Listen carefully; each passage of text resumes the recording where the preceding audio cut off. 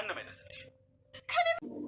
ሰላም ጤና ይስጥልኝ ውድ ተመልካች፣ እንዴት ናችሁ? ደህና ናችሁ ወይ? ሁሉ ሰላም፣ ሁሉ መልካም ነው። እግዚአብሔር ይመስገን እኔ በጣም ደህና ነኝ። እንግዲህ እየላችሁ የመጣሁት ያው እንደተለመደው የብሌን እናት ታስራ በጣም እየተደበደበችም በምግብም እየተቀጣች ነው። ከምንም በላይ ውሃ አጠጡኝ እባካችሁ እያለች ነው።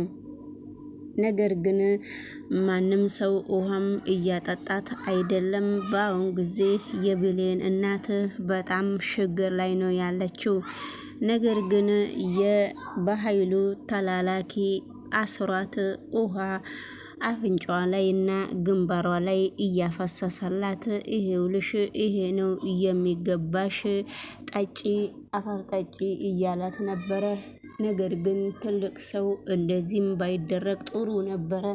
ነገሮቹ ለብሌን እናት በጣም ከፍቷልና እንግዲህ ውድ ተመልካች የብሌን እናት እኔ በቃ ልሞት ነው፣ ማንም እየደረሰልኝ ሰው የለም፣ በጣም ችግር ላይ ነው ያለሁት ብላ በጣም እየወተወተች የወሰደላትንም ምግብ እዛው ቁጭ አርግቶ አንድ አይላንድ ውሃም እዛው ራሷ ላይና ፊቷ ላይ እንደታሸገች እንደታፈነች አፍሶ ነው የሄደው። አቶ በኃይሉም በጣም በጥፊ እዛ ሄዶ እየደበደባት ነው። ማነው እባካችሁ፣ ማነው ልቀቁኝ ስትል ነበረ። ነገር ግን ልቀቁኝ ፍቱኝ ስትልም ይሄ ነገሮቹ በጣም ከባድ በሷ ላይ እየሆኑ ነበረ።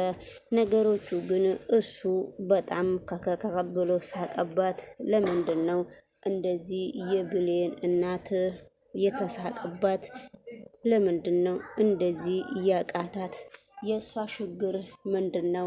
ስለዚህ ችግሯ ምንድን ነው? ሰላም ጤና ይስጥልኝ ውድ ተመልካች። እንግዲህ ዛሬ በጣም ነው የሚያሳዝነው ይሄ ቪዲዮ። የብሌን እናት ታማለች።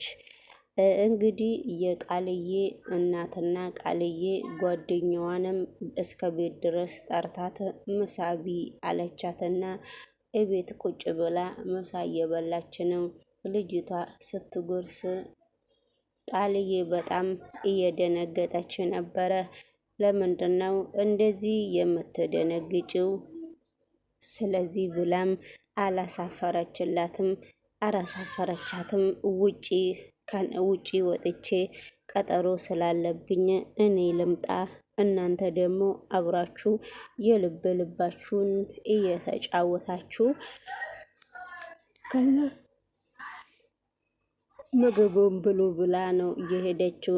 አንቺ ግን ለምንድን ነው ስትበይም ስታወሪም ለምንድን ነው እንደዚህ እየተንቀዘቀዥ እኔን እንደዚህ የምታዋርጅኝ? ችግርሽ ምንድን ነው እያለቻት ነበረና ውድ ተመልካች እንግዲህ የዛሬ ቪዲዮ በጣም ትንሽ ከበድ ቢልም እኔ ያሳዘነችኝ የብሌን እናት ነው። እንግዲህ ቢኒያም የተባለውም ነው ስሙን በደንብ አላውቀውም። እናቱን እዛ የሆነ ችግር ላይ እናቷ የብሌን አሳዳጊ የሆነ ችግር ላይ እየወደቀች እያየ ስለዚህ ስለዚህ ብሌን ስትጨናነቅ እሱ ብሌንን ብቻ ነው ለብቻዋ የሚፈልጋት እንጂ የእናቷ ችግር አልገባትምና እናቷን በኃይሉን ምንም ያደረገችው ነገር የለም። እቃ ነው እንደ ማንኛውም ሰው ቀበሌ ቤት ውስጥ አስገባኝና አስተካክልልኝ ያለችው እንጂ ምንም ነገር ያደረገችው ነገር ያለ አይመስለኝምና በኃይሉ ግን ለድሃ የሚመች ወንድም አይደለም ይመስለኛል። እንግዲህ ቢያንስ የነሱ ፊልም ቢሆንም እንደዚህ አይደለም። ደሃ የሚረዳ ሰው ነበረ ሆኖ መገኘት ያለበትና ስለዚህ እንግዲህ ውድ ተመልካች ይሄን ይመስላል። እባክሽ ልጄ ጸጉርሽ ምን ሆኖ ነው እንደዚህ የተንጨባረው ስትላት ነበረ። እንግዲህ እቺ ሴትዮ የብሌን የቃልዬ እናት ወደ ውጪ ስትወጣላት እቺ ሴትዮ 10 ዓመት አረብ ሀገር ሰርታ ነው የመጣችው። ግን እስካሁን ድረስ እኔ የእሷ ልጅ እንደሆንኩ ነው እኔን የምታቀኝና ነገር ግን እንደዚህ አይደለም ነገሮቹ፣ እንደዚህ አይደሉም። ታይ አዲቢ ስርዓት ይኑርሽ እንኳን አላለቻትም። 10 ዓመት ነው አረብ ሀገር የኖረችውና እኔ እሷን ገድያት ንብረቷን ለመውረስ ነው የፈለኩት እንጂ እኮ እናቴ አይደለችም። አንቺ ብዙ ነገር አትዘበራቂ ስትላት ነበረ። እንግዲህ ብሌን አሁንም በውጪ በኩል ስታዳመጣት ምግብ ምናምን ልትወስድላቸው የሆነ ነገር የምትጠራርገው ነገር አላትና ስትሰማ አሁንም ብሌን የደነገጠችው ማለት ነው። ውድ ተመልካች ነገሮቹ እንግዲህ ትንሽ ከበድበድ ቢልም በአሁኑ ሰዓት እኔ ያሳዘነኝ የብሌን እናት ነች እንጂ ሌሎቹ እየዘነጡ ናቸውና እሷ እንደዚህ አይነት ቤት ውስጥ እየኖረች እንደዚህ አይነት ኑሮ ውስጥ እየኖረች እንደዚህ ሁኑ በማለት ነገሮቹ በጣም ከበርበድ ያሉ ናቸውና እንግዲህ ውድ ተመልካች ምንም ማድረግ እስከማይቻል ድረስ እና ይሄ ነው እኔ የገረመኝ የብሌን ጓደኛ ነው። እናቷ እንደዚህ አይነት ህይወት ውስጥ እያለች እሱ እንዴት ነው እሷን ብቻ የሚፈልገው እና እሷን ብቻ ነው ማበረታታት የሚፈልገውና እኔ ደግሞ በዚህን ጊዜ አብረው ቢያበረታታቸው ነው የፈለኩትና ስለዚህ እንግዲህ ይሄ ቪዲዮ ይሄን ይመስላልና የብሌን እናት የከፋ ነገር ሳይደርስባት ከዚህ ሁኔታ ውስጥ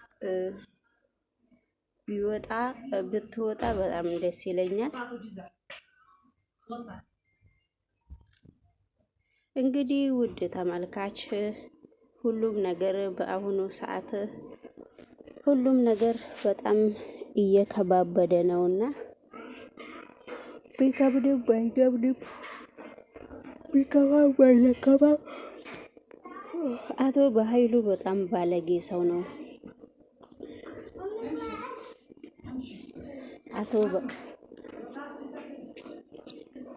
አቶ በኃይሉ በጣም ባለጌ፣ በጣም ለሴት ልጅ ክብር የሌለው፣ ሴቶቹንም በጣም ነው የሚመታውም፣ በጣም ነው በሴቶቹ ላይም የሚጮኸው፣ በጣም ነው ባለጌ ሰው ሆኖ የተገኘው ማለት ነውና እንደዚህ ባያረግ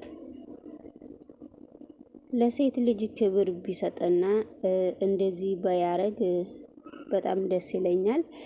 እንግዲህ ከድራማው ስር ውድ ተመልካች አንዳንድ ነገር ተማራላችሁ ብዬ አስባለሁ።